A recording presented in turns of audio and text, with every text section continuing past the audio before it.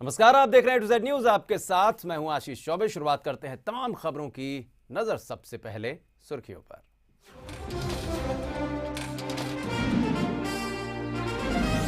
KG basin घोटाले में मुकेश अंबानी, मोइली उरप्पा समेत 4 पर मामला दर्ज। एसीबी ने दर्ज की एफआईआर। केजरीवाल के आदेश पर कार्रवाई। दिल्ली में विधानसभा सत्र को लेकर एलजी और सरकार के बीच तनातनी। खुले में सत्र को लेकर केजरीवाल अड़े, एलजी ने किया इनकार। नरेंद्र मोदी ने चाय पर की चुनावी चर्चा। अहमदाबाद में वीडियो कॉन्फ्रेंसिंग के जरिए लोगों से की सीधी बात। कहा, काला धन वापस लाकर रहेंगे। अंतरिम रेल बजट में 72 नई ट्रेनों की सौगात। भारी हंगामे के बीच रेल मंत्री ने पेश किया रेल बजट। नहीं बढ़ेगा सामान्य ट्रेनों का किराया। आईपीएल सीजन 7 में युवराज सिंह पर लगी सबसे बड़ी बोली। रॉयल चैलेंजर्स बेंगलुरु ने 14 करोड़ में खरीदा। दिनेश कार्तिक भी 12.5 करोड़ में। चलिए विस्तार से आते हैं खबरों को और सबसे पहले बात करते हैं नरेंद्र मोदी के। बीजेपी के पीएम कैंडिडेट नरेंद्र मोदी ने अहमदाबाद में एक चाय की दुकान पर बैठकर लोगों के साथ चर्चा की। इस मौके पर लोगों को संबोधित करते हुए नरेंद्र मोदी ने कहा कि चाय की दुकान एक तरीके से फुटपाथ पार्लियामेंट होती है। इस मौके पर मोदी ने यह भी कहा कि वो ईमानदार लोगों को इंसेंटिव और भ्रष्ट लोगों को सजा का प्रावधान करेंगे। इस दौरान मोदी ने वहां मौजूद लोगों के साथ बातचीत भी की और साथ ही साथ वीडियो कॉन्फ्रेंसिंग के जरिए तमाम अलग अलग जगहों पर मौजूद लोगों से मुखातिब हुए।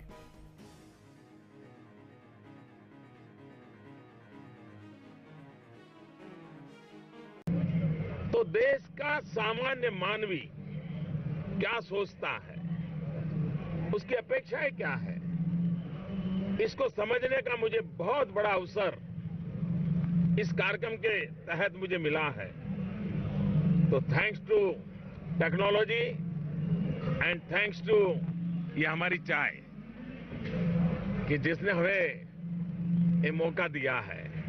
महात्मा गांधी ने हमें स्वराज्य दिलाया, लेकिन हम सुराज्य नहीं बना पाए।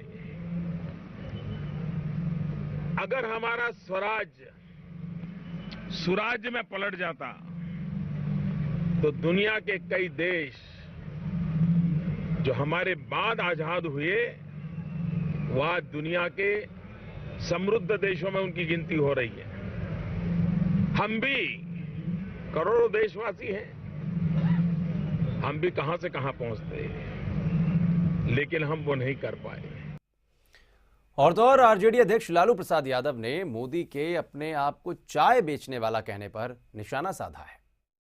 कभी चाय बनाने वाला हम चाय तुम कब बनाया है चाय?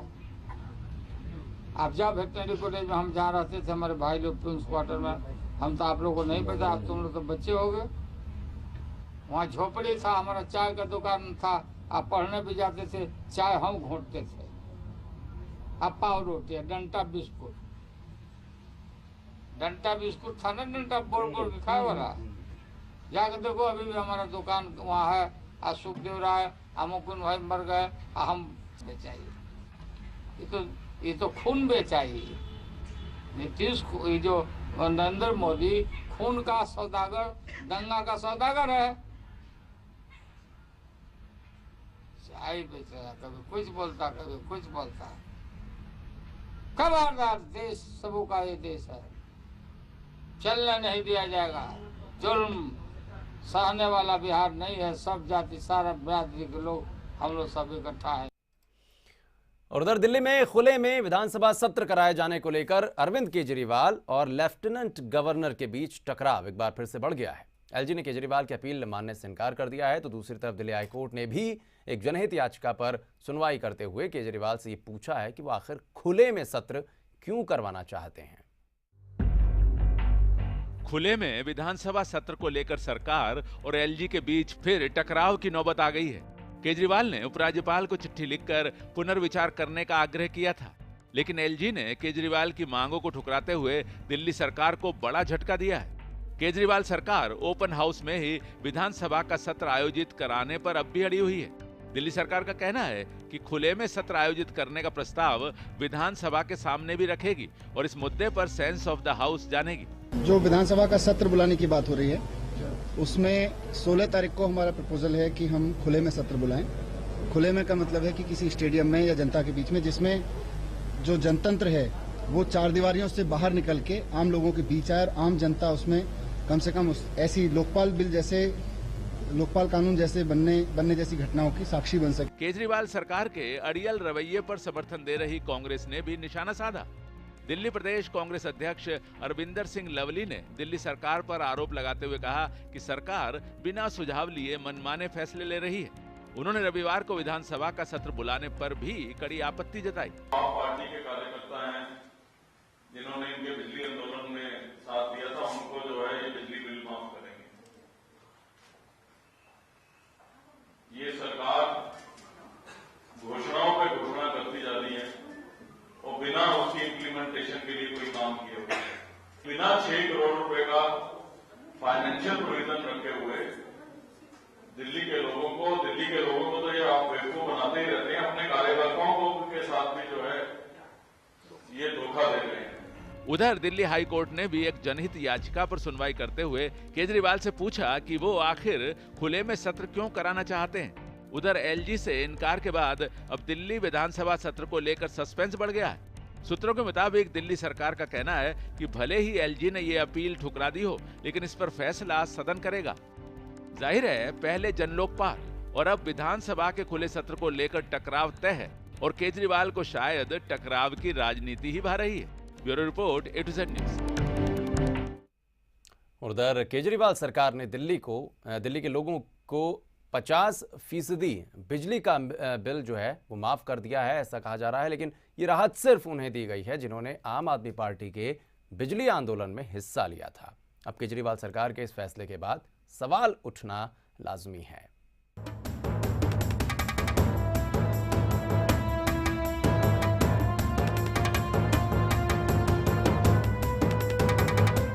अक्टूबर 2012 ये वो वक्त था जब बिजली बिलों को लेकर दिल्ली की सियासत गरमाई हुई थी।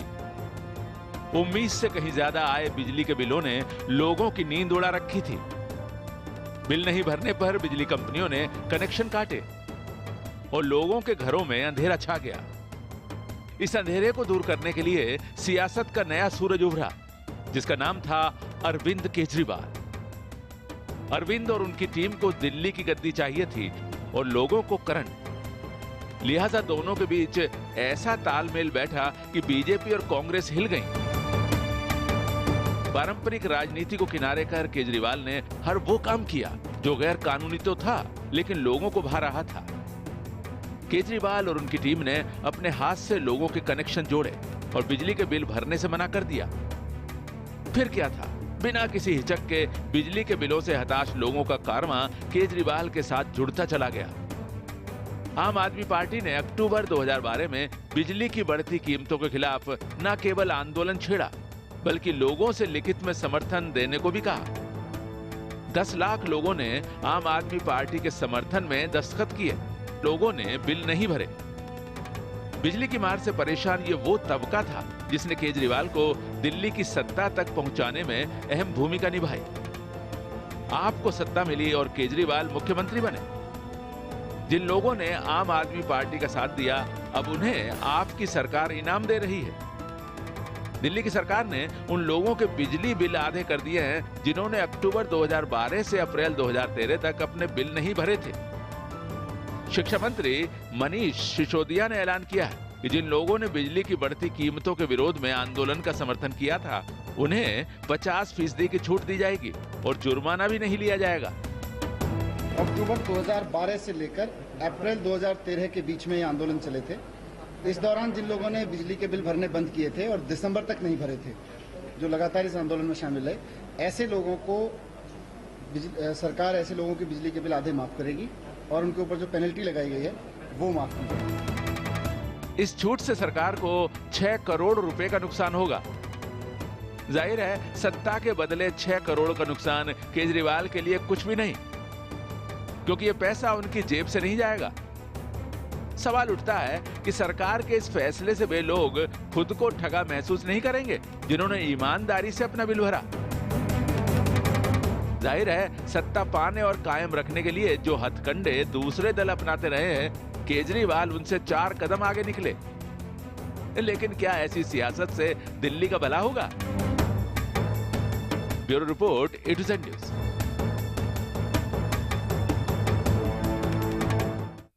उधर कृष्णा गोदावरी बेसिन घोटाला मामले में दिल्ली के मुख्यमंत्री अरविंद केजरीवाल की शिकायत पर दिल्ली की एंटी करप्शन ब्यूरो ने FIR दर्ज कर ली है। मुख्यमंत्री केजरीवाल ने यह साफ कर दिया है कि FIR में रिलायंस इंडस्ट्रीज के मालिक मुकेश अंबानी, वीरप्पा मोइली, मुरली देवड़ा और हाइड्रोकार्बन के पूर्व महानिदेशक वीके सिब्बल के खिलाफ मामला दर्ज किया गया है। और इससे पहले खबर यह भी आई थी कि FIR में मोइली और अंबानी का नाम नहीं है, लेकिन केजरीवाल ने अब इन अटकलों को पूरी तरह से खारिज कर दिया है। यह FIR धोखाधड़ी और भ्रष्टाचार निरोधक कानून की विभिन्न धाराओं के तहत दर्ज की गई है। ACB ने जांच भी शुरू कर दी है।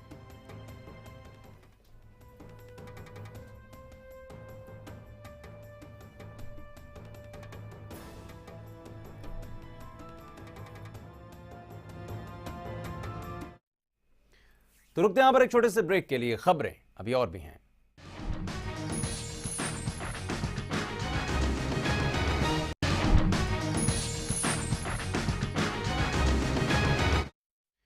ब्रेक के बाद स्वागत है आपका। रेल मंत्री मल्लिकार्जुन खड़गे ने 2014 के लिए हंगामे के बीच अंतरिम रेल बजट पेश कर दिया है। रेल मंत्री ने 72 नई ट्रेनों का ऐलान किया। इसके साथ ही अब प्लेन के तर्ज पर रेल के किराए वसूले जाएंगे। खड़गे ने कहा कि रेलवे में निवेश की सख्त जरूरत है, क्योंकि देश के विकास में रेलवे का एक खास योगदान रहा है।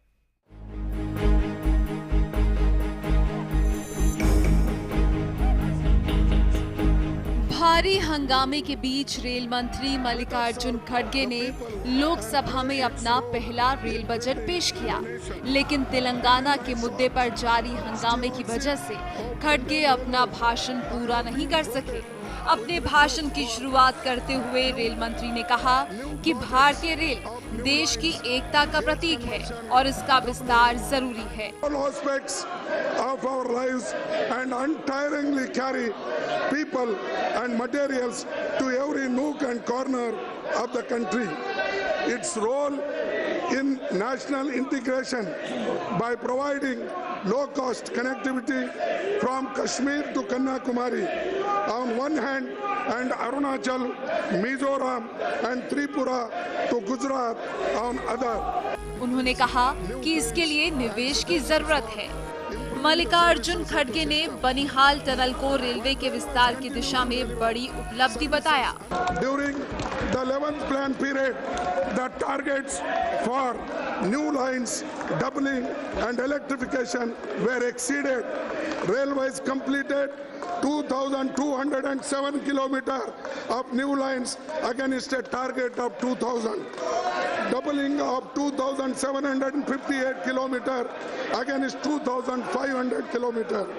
And electrification of 4,556 kilometers against a target of 4,500 kilometers. चुनावी साल होने की वजह से खड़गे ने बजट में आम आदमी का विशेष ध्यान रखा। यात्री किराए में बढ़ोतरी नहीं, किराए के लिए कमेटी का गठन, 17 प्रीमियम 38 एक्सप्रेस ट्रेनों का ऐलान, कई ट्रेनों के फेरे बढ़ाए गए, प्लेन की तर्ज पर तय होगा किराया, 17 रूटों पर डिमांड के हिसाब से किराया, वैष्णो देवी तक रेल सेवा जल्द, उधमपुर कटरा के बीच ट्रायल रन शुरू, 3 नए रेलवे कारखानों का निर्माण,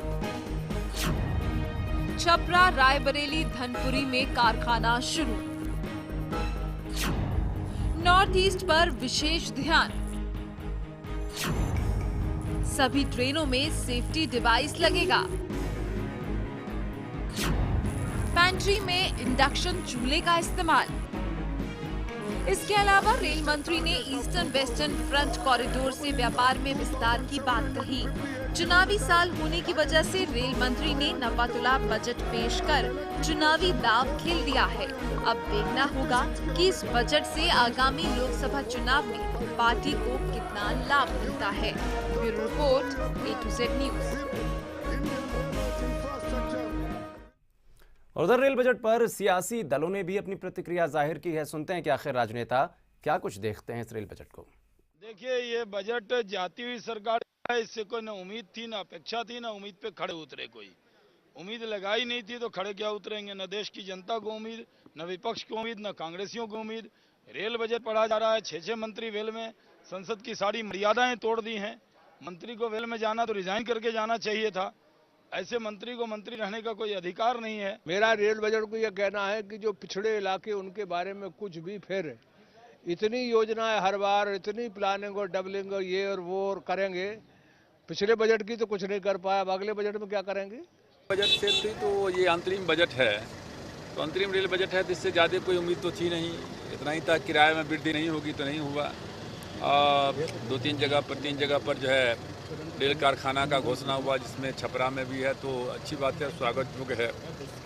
There are few new trains for Bengal. I welcome that. I believe that something more will be there, but I do not know. Some new trains have been given to Bengal. There is a good thing. There has been no talk of increase of fare. That is also a good thing. But the safety and security, which is most paramount today, has not been properly addressed in the budget. और उधर संसद में तेलंगाना को लेकर हंगामा लगातार जारी है। रेल बजट पेश करने के दौरान ही 4 मंत्रियों ने हंगामा शुरू कर दिया। सीमांध्र से सांसद पुरंदेश्वरी चिरंजीवी वेल में कूद गए और हंगामा करने लगे। संसद में मचे हंगामे पर प्रधानमंत्री ने कहा कि हंगामे से उनका दिल रोता है। And apart from that, 3 new factories. Telangana की फांस में सरकार और कांग्रेस पूरी तरह उलझ गई है। आलम यह है कि संसद में तेलंगाना बिल पास कराने में सरकार के पसीने छूट रहे हैं। संसद में बुधवार को भी तेलंगाना पर सांसदों ने जमकर बवाल किया। तेलंगाना बिल पर हंगामे का आलम यह था कि रेल मंत्री मल्लिकार्जुन खड़गे रेल बजट पेश कर रहे थे और यूपीए सरकार के कुछ सांसदों ने हंगामा शुरू कर दिया। सांसद चिरंजीवी और सूर्य प्रकाश रेड्डी तो लोकसभा स्पीकर के सामने वेल में कूद पड़े। इस दौरान तेलंगाना विरोधी सांसदों ने पर्चे फाड़कर रेल मंत्री पर फेंके। कांग्रेस के सांसद एम जगन्नाथ और टीडीपी के शिव प्रसाद तो गुस्से में एक दूसरे की ओर दौड़े, जिन्हें बड़ी मुश्किल से शांत कराया गया। संसद की गरिमा को शर्मसार करने वाली इस घटना पर प्रधानमंत्री ने दुख जताया। प्रधानमंत्री ने कहा कि लोकसभा में जो कुछ हुआ उसे देखकर उनका दिल दुखी है। उन्होंने कहा, मेरी अपील के बावजूद सांसद लोकसभा में हंगामा करते रहे, ये लोकतंत्र के लिए शर्म की बात है। वहीं संसद में तेलंगाना के विरोध में हंगामा करने वाले सांसद के.एस. राव ने पीएम के बयान पर जमकर भड़ास निकाली। उधर पीएम ने जहां इसे लोकतंत्र के लिए शर्मसार बताया, तो वहीं संसदीय कार्य मंत्री कमलनाथ ने भी हंगामे को दुर्भाग्यपूर्ण बताया। संसद में कामकाज बाधित होने के बीच प्रधानमंत्री मनमोहन सिंह ने बीजेपी नेताओं को लंच पर बुलाया। इस दौरान पीएम ने संसद में तेलंगाना समेत दूसरे लंबित बिलों पर चर्चा की। पीएम के लंच में बीजेपी के वरिष्ठ नेता लाल कृष्ण आडवाणी, लोकसभा में विपक्ष की नेता सुषमा स्वराज और राज्यसभा में विपक्ष के नेता अरुण जेटली शामिल हुए। बावजूद इसके संसद की कार्यवाही हंगामे की भेंट चढ़ गई, जिसके बाद सदन की कार्यवाही कल तक के लिए स्थगित करनी पड़ी। संसद सत्र के खत्म होने में ज्यादा दिन नहीं बचे। ऐसे में यूपीए सरकार की कोशिश तेलंगाना समेत कई बिलों को पास कराने की है, लेकिन गुरुवार को लोकसभा में तेलंगाना बिल पेश करने की सरकार की योजना को झटका लग सकता है। सूत्रों के मुताबिक लोकसभा सचिवालय ने कानून मंत्रालय से पूछा है कि अलग तेलंगाना बनाने के लिए क्या संविधान में संशोधन की जरूरत नहीं है। लोकसभा सचिवालय ने कहा कि आंध्र प्रदेश के विभाजन के साथ ही आंध्र प्रदेश विधान परिषद का भी विभाजन करना होगा, जिसके लिए संविधान संशोधन की जरूरत होगी। जिसके बाद अटॉर्नी जनरल ई वाहनवती ने सरकार को सलाह दी है कि संसद को संविधान में संशोधन करना होगा, क्योंकि इससे 2 नए राज्यों का स्पेशल स्टेटस का दर्जा प्रभावित होगा। खबर यह भी है कि सरकार अटॉर्नी जनरल की सलाह को दरकिनार करते हुए इसे सिंपल स्टेट रिकॉग्निशन बिल के रूप में पेश कर सकती है। संसद में हंगामे को रोकने के लिए कांग्रेस अपने 6 सांसदों को पार्टी से बाहर का रास्ता दिखा चुकी है। बावजूद इसके तेलंगाना पर बवाल थमने के आसार नजर नहीं आ रहे हैं। जाहिर है तेलंगाना का मुद्दा सरकार के गले की फांस बन गया है। Bureau report A to Z news. और उधर एमएनएस का महाराष्ट्र में टोल वसूली के खिलाफ रास्ता रोको आंदोलन खत्म हो गया है। एमएनएस प्रमुख राज ठाकरे को पुलिस ने गिरफ्तार कर लिया था, लेकिन बाद में उन्हें रिहा कर दिया गया। और इस बीच मुख्यमंत्री ने राज ठाकरे को बातचीत के लिए कल बुलाया है।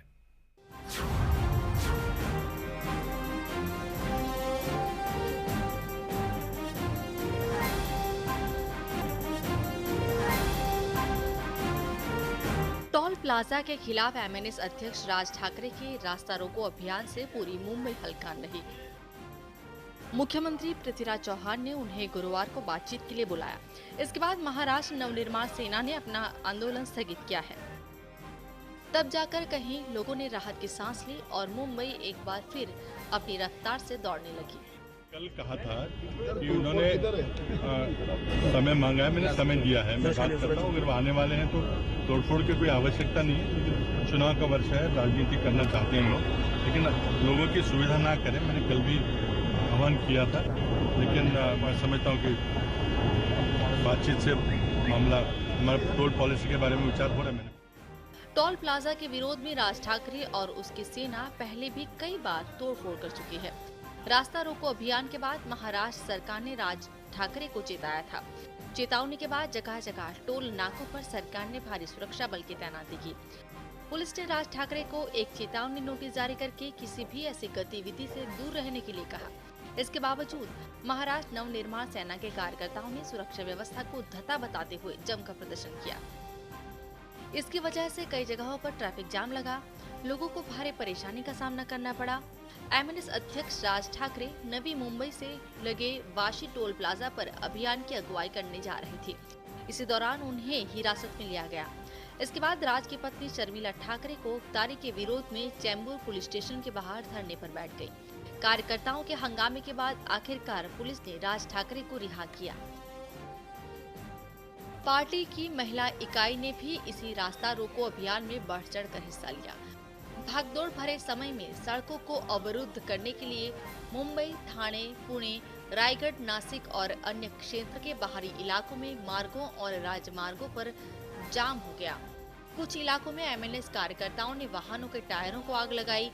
मनसे के कार्यकर्ताओं और नेताओं का कहना है कि जब तक टोल प्लाजा नहीं हटाया जाता तब तक वो अपना आंदोलन जारी रखेंगे। माननीय राज साहब ने टोल के विषय में कोर्ट में याचिका दाखिल की है। उसके बावजूद मुख्यमंत्री को 5 बार मिल चुके हैं। अगर उनके बावजूद भी अगर उनको जगाने का काम आज इस आंदोलन के माध्यम से होगा। बड़े बड़े पुलिस अधिकारियों ने रिक्वेस्ट किया कि आपका ये उग्र आंदोलन हो सकता है कि सर्वसामान्य आम जनता को उनसे दिक्कत हो सकती है। इसलिए माननीय राज साहब ने कल बैठक लेके सबको हमको इंस्ट्रक्शन दिया है कि आप किसी भी तरह से अपना आंदोलन जो शांति के मार्ग से होगा, अपन खाली हाईवे जो एक्सप्रेस हाईवे है वो खाली बंद करेंगे। अगर उनके बावजूद पुलिस डिपार्टमेंट के आदमी या पुलिस वाले अगर हमको दिक्कत देते, लाठीचार्ज करते, तो नेचुरली हमारा पूरा आंदोलन ये पूरा उसका स्वरूप जो है उग्र हो जाएगा और पूरा मुंबई में हर रास्ते जाम हो जाएंगे। लोकसभा चुनाव नजदीक आते ही पहले मराठी मानुष और अब टोल प्लाजा का मुद्दा उठाकर राज ठाकरे आम लोगों के बीच पैठ बनाने की पुरजोर कोशिश में है। राज ठाकरे आंदोलन के नाम पर कई बार कानून की धज्जियां उड़ाते हैं। बीते कुछ दिनों में राज ठाकरे और उसके कार्यकर्ता टोल बूथ पर कई बार तोड़फोड़ कर चुके हैं, लेकिन इसके बावजूद महाराष्ट्र सरकार राज ठाकरे पर सख्त कार्रवाई करने से हिचकिचाती रही है। दरअसल महाराष्ट्र की कांग्रेस सरकार अच्छी तरह से जानती है कि राज ठाकरे के उभरने से शिवसेना और बीजेपी के वोट बैंक में सेंध लगेगी। Bureau report A to Z news. और देश का सर्वोच्च नागरिक सम्मान हासिल कर चुके Sachin Tendulkar income tax department को यह दावा कर चुके हैं कि उनका मुख्य काम क्रिकेट खेलना नहीं बल्कि एक्टिंग करना है। जब इनकम टैक्स डिपार्टमेंट ने उनकी इस दलील को सुना नहीं, माना नहीं, तब उन्होंने एक्टर की कैटेगरी में छूट पाने के लिए इस विभाग के खिलाफ अपील भी दायर कर दी। सचिन के इस दावे पर सुप्रीम कोर्ट के एक वकील प्राणेश ने राष्ट्रपति भवन को एक RTI भेजकर इस बारे में सवाल किया है। पहले उन्होंने 21 नवंबर को खत लिखकर सचिन को क्रिकेटर होने की वजह से भारत रत्न दिए जाने और उससे पहले राज्यसभा का सदस्य बनाए जाने पर आपत्ति जाहिर की थी। क्योंकि सचिन खुद क्रिकेटर नहीं बल्कि एक्टर होने का दावा करते हैं, राष्ट्रपति भवन ने इस बारे में गेंद अब संबंधित मंत्रालय के पाले में डाल दी है।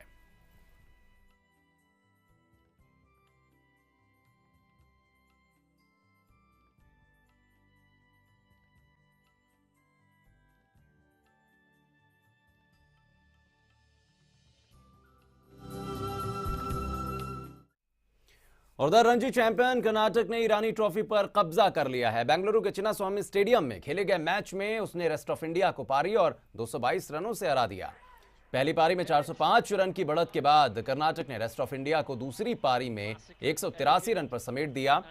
तेज गेंदबाज विनय कुमार ने 4 और leg break bowler Shreyas Gopal ने 5 खिलाड़ियों को आउट किया।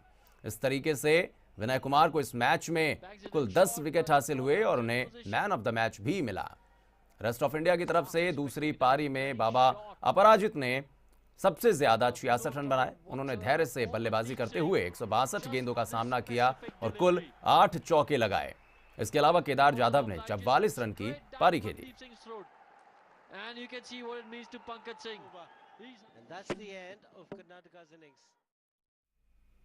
और चलिए बात करते हैं कुछ फिल्मी दुनिया की। इम्तियाज अली की फिल्म हाईवे का बर्लिन फिल्म फेस्टिवल के पैनोरमा डिवीजन में वर्ल्ड प्रीमियर होगा और यह फेस्टिवल 6 फरवरी से शुरू हो चुका है, जो कि 16 फरवरी तक चलेगा। फिल्म की एक्ट्रेस आलिया भट्ट, उनके को स्टार रणदीप हुड्डा और डायरेक्टर इम्तियाज अली पिछले कुछ हफ्तों से देश में नहीं बल्कि विदेशों में भी इस फिल्म को प्रमोट कर रहे हैं। जब वी मेट, लव आजकल और रॉकस्टार जैसी फिल्मों को डायरेक्ट कर चुके इम्तियाज अली ने यह कहा है कि उनकी फिल्म का बर्लिन फेस्टिवल के लिए आमंत्रित किया जाना उनके और उनकी पूरी यूनिट के लिए गर्व की बात है।